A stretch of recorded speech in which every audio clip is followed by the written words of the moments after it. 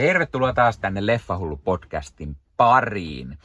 Tällä kertaa arvostelussa Geralt Butlerin tähdittämä Den of Thieves-elokuvan jatko-osa Den of Thieves Pantera, joka tulee, tai itse asiassa varmaan tuli jo ensi iltaan, kun tämä arvostelu tulee ulos.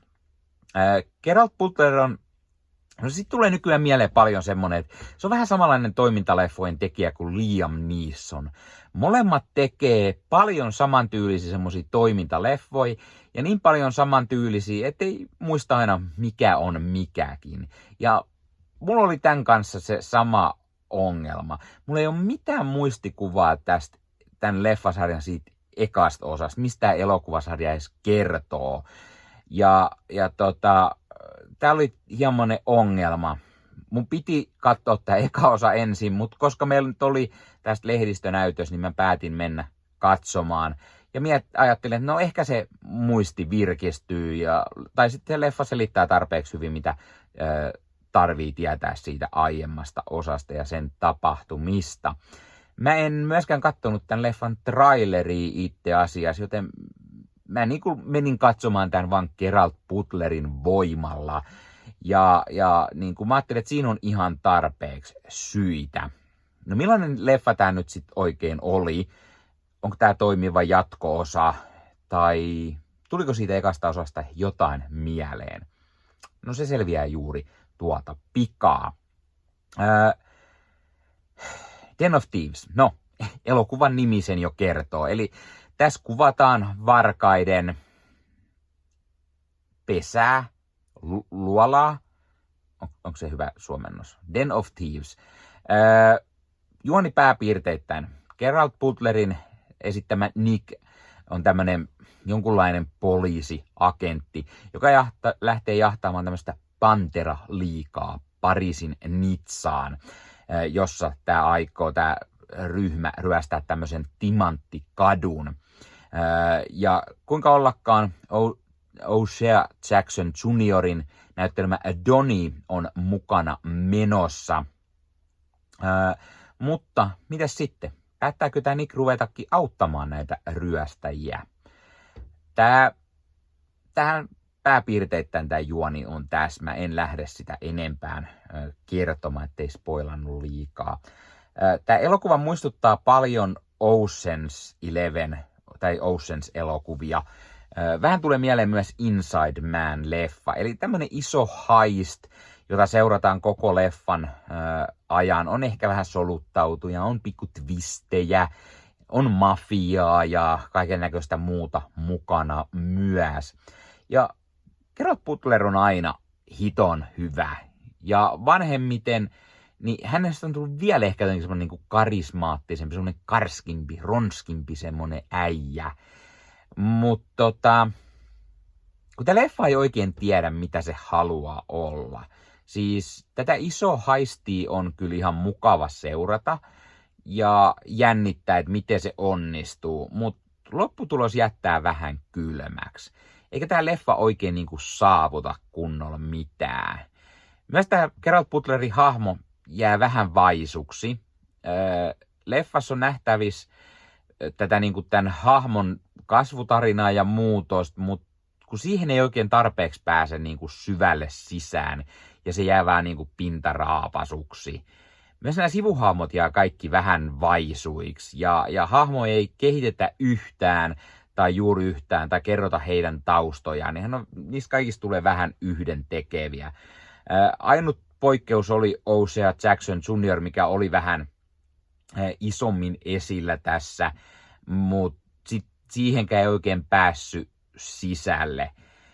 Olisi ehkä pitänyt katsoa se eka osa, jotta niin tietäisi enemmän näiden kahden hahmon, tämän Butlerin ja Jackson Juniorin, millaisia hahmoja ne oli, koska mulla ei ole mitään muistikuvaa. Mä en edes muistanut, että O'Shea Jackson Jr. oli siinä ekassa, mun piti ihan tarkistaa tämä asia, niin jos olisi muistikuvaa, niin olisi ehkä tietänyt näiden hahmojen taustat ja heidän menneisyyden tai heidän niin kuin yhteisen menneisyyden ja näin, se olisi ehkä toiminut sit paremmin.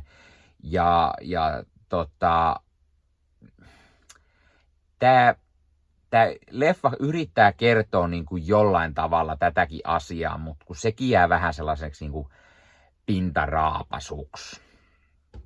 No puhutaan muista näyttelijöistä. Eli tässä tosiaan on Gerard Butlerin ja Osea Jackson Juniorin lisäksi muun muassa Evin Ahmad, joka näyttää tämmöistä Cleopatra-nimeä käyttävää rikolliskaunotarta. Ihan okosti toimii, mutta kun tähän hahmoon ei päästä niin oikein mitenkään, ei anneta mitään sen syvällisempää niin kuin tietoa tästä hahmosta.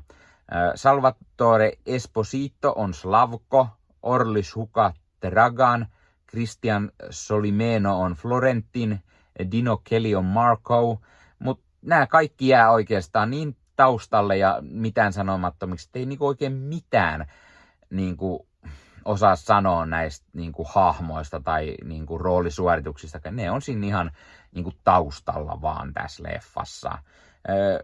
Stefan Koulonin näyttelemä Diamond Districtin tämmönen concierge, se on ihan viihdyttävä semmonen lisä tässä, mutta hänkin jää pikkusen liikaa taustalle eikä niinku oikein pääs kunnolla esiin, mutta tämä on just se, että kun he menee ryöstää hänen paikkaan, niin sitten hän on hiukan siinä isommin mukana ja ihan okosti siinä pikkuroolissa, mikä hän on.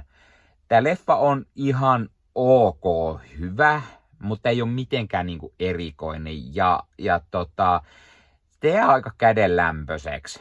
Tämä elokuva kestää sen 2 tuntia 11 minuuttia, mikä ei sinänsä ole paljon, mutta kyllä lopussa alkoi vähän semmoinen tunne, niin kuin, että voisiko tämä jo loppua. Sitten kun tässä päästään niin kuin sen niin kuin haistin niin sanotusti loppuun ja näin, niin sitten se vielä jatkuu ja siihen tulee sellaista pikku sivujuonen tai niin kuin jatkuu ja sen vähän niin kuin yrittää rakentaa niin kuin lisää mahdollisesti seuraavaa osaa varten, mutta se niin kuin tuntuu vaan niin kauhean pitkitetyltä ja puuduttavalta jotenkin. Toki tähän päihittää ne viime vuosien Liam Neeson-leffat, joihin mä aikaisemmin vertasin. Liam Neeson tekee enemmän liukuhihna tuotteja pienen budjetin leffoi, niin tässä näkee selvästi, että tällä on isompi budjetti kuin jollain Liam Neesonin viime vuosien perus action-ryminällä. Tämä leffan on ohjannut ensimmäisen osan tapaan Christian Gudegast, joka itse asiassa ei ole ohjannut mitään tässä välissä. Tässä on kuitenkin kulunut aikaa tommonen 8 vuotta tai jotain, ja hän ei ole ohjannut mitään tässä välissä. Aika ehkä outoakin. Ja Christian Gudegast on myös käsikirjoittanut tämän leffan, mutta mä sanoisin, että se suurimmat ongelmat on just käsikirjoituksessa, kun tämä jää niin kuin laimeeksi. Mä olisin myös kaivannut niin kuin enemmän täällä toimintaa. Gerard Butlerin niin semmoinen action, missä olisi enemmän ollut jotain ampumista, taka-ajoa. Tässä on niin kuin pikkusen molempia, mutta olisin kaivannut vielä vähän enemmän. Sen lisäksi, kun tässä on tämä heist, mutta kun sitä on ihan kiva jännittää tässä leffassa, mutta kun se ei oikein niin kuin imase sellatti tarpeeksi sisäänsä ja se olisi ollut mukavampi nähdä ehkä isommin sitä rakentelua, miten nämä pahikset yrittää sitä niin kuin suunnitella ja toteuttaa. Ja sitten se olisi voinut olla vähän vielä ehkä isommassa mittakaavassa, niin se olisi ollut mielenkiintoista. Vähän jännittävämpi. Tässä on semmoinen pikkuinen jännitys koko ajan, että jääkö ne kiinni, mutta sitten kuitenkaan ei niin kuin ihan tarpeeksi. Ja ne kaikki hahmot jää vähän niin kuin tylsiksi. Me ei päästä yhtään niin kuin mihinkään hahmoon sisään. Ainoa, mitä me päästään vähän niin kuin on Gerard Butleri ja Osea Jackson Juniorin hahmot, mutta niissäkin pitäisi muistaa, mitä ne on tehnyt ekas osassa, jotta tästä olisi tarpeeksi isompi niin kuin kiinnostus näihin hahmoihin. Tai sitten se, että nämä olisi kaivannut enemmän tässä leffassa semmoista niin kuin historiaa, taustan rakentelua ja että se olisi ollut niin kuin kiinnostavampi. Ja nyt kun niin ei oikein tapahdu, niin nämäkin molemmat jää vähän niin, että ne on nimekkäitä näyttelijöitä, mutta oikeastaan vähän niin kuin siinä, että ne hahmot ei ole kauhean mielenkiintoisia. Tämä elokuvan käsikirjoitus ei ole järin niin kuin mikään huipputaso, se on semmoinen keskinkertainen. Valitettavasti Butlerilla on useampikin semmoinen leffa. Ja ne kaikki hahmot oikeastaan, ne on lähes turhia. Niinku, sä näet näyttelijän nimen, sä et osaa yhtään yhdistää, että ketä se näistä hahmoista oli. Tässä rikollistiimissä oli useampi jäsen. Sä osaat sanoa sen naisen. Se oli ainut nainen siinä porukassa. Sen sä osaat sanoa, mutta sä niistä muista että ketä oli. Ja sitten jos siinä tapahtuu pikku twisti tai näin, niin ketä siihen oli osallisena. Yhtä osaa sanoa, ketä näyttelijä se oli. Ja siksi tämä jää vähän niin kuin latteeksi. Ihan ok. Semmonen, kyllä mä sille nyt annan arvosanaksi 7/10. En mä sano, että tää on huono. Tää on ihan katsottava, mutta mä suosittelen, että jos menette kattoo tän, niin kattokaa se eka osa alle. Niin tulee enemmän semmonen yhteneväinen fiilis, semmonen, että se niinku oot, että jes, sä ymmärrät ehkä vähän paremmin tästä asioista. Mut hei, kerro kommenteissa, aiotko sä mennä tän katsomaan? Ja jos sä oot tän nähnyt, mitä mieltä sä olit tästä, tykkäsitkö, et, miksi, et, toimiko tää leffa sulle? Mitä mieltä sä oot siitä ekas osasta, mikä on sun mielestä Geralt Butlerin paras leffa tai roolisuoritus? Ja hei, jos katsot YouTuben puolelta, niin pistä peukkuun, jos pistä kanavatilauksen muistokellosta päälle. Näitä aina, koska tulee uusia videoita ja sen lisäksi ottaa kanava kasvamaan. Eli kiitos kaikille, jotka olette kanavan tilanneet. YouTuben puolella siellä on jäsenyydet, superominaisuudet päälle. Sieltä voi jäsenet tulla kanavan jäseniksi ja sieltä saa erikoismainintaa esimerkiksi tohon nimen, kun on kanavan jäsen ja sit saa erinäköisiä hyviä asioita. Näkee ennakkoonkin. Esimerkiksi tämänkin on nähnyt varmasti jo aikaisemmin, jos on kanavan jäsen, tämän videon sieltä ja muita videoita tulee. Esimerkiksi täällä on paljon täällä leffahuoneessa kaiken näköistä, mistä on tulossa lähiaikoina varmasti video, niin niitäkin näkee sitten ennakkoon, kun on kanavan jäsen. Joskus tulee jopa pelkästään jäsenille tarkoitettuja videoita. Ja sen lisäksi on kaikki korostettuja vastauksia ja tila- tämmöisiä merkkejä ja muuta kaikki. Kyllä te tiedätte YouTube-juttut. 0,99 € kuussa tai 2,99 € kuussa, niillä saa erinäköisiä asioita, kun tilailee tai on kanavan jäsen. Ja niitä supertykkäyksiä, superkommentteja, kaikkea voi laittaa, niin siitä tulee muutamat kymmenet sentit sitten tähänkin suuntaan. Eli kiitos kaikille, jotka olette niitä laittaneet. Ottakaa Leffahullu somekanavat haltuun, Instagrami, TikTokki, Facebook-sivusto, jäne.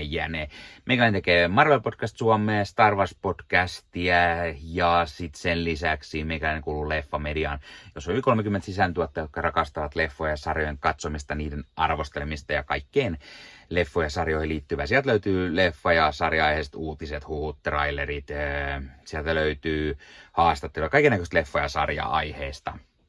Ja jos taas haluat ostaa fyysisiä leffoja, niin suomikassu.fi verkkokaupasta voi käydä ostamassa itselleen 4K DVDtä, Blu-raytä. Siellä kun käyttää koodia Leffahullu, saa 5 € alennusta, kun ostaa yli 60 €. Mikä se mukavampaa? Pikkualennus, ostaa leffat ja sarjaiset fyysinä hyllyyn, koska koskaan ei voi tietää, koska kun suoratoistopalvelu lähtee muokkaamaan leffoja, poistamaan niitä valikoimastaan.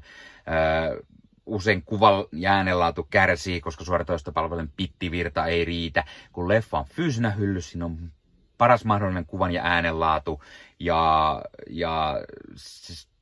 silloin niin kuin tietää, että varmasti saa laatu. Sen lisäksi fyysinen leffoissa on esimerkiksi bonusmateriaaleja elokuvan tekemisestä. Ostat jonkun erikoisjulkaisun, tyylikäs steelbook vaikka tai premium-julkaisu, niin tulee kaikennäköistä lisähärpäkettä myös mukana, magneetteja, julisteita, kirjasta, vihkosta sen leffan tekemisestä, kaikennäköistä muuta mukavaa. Sen takia fyysinen formaatti on aina jees. No niin, tämä oli Leffahullu podcast tällä kertaa. Ei muuta, ensi kertaa. Se on moro.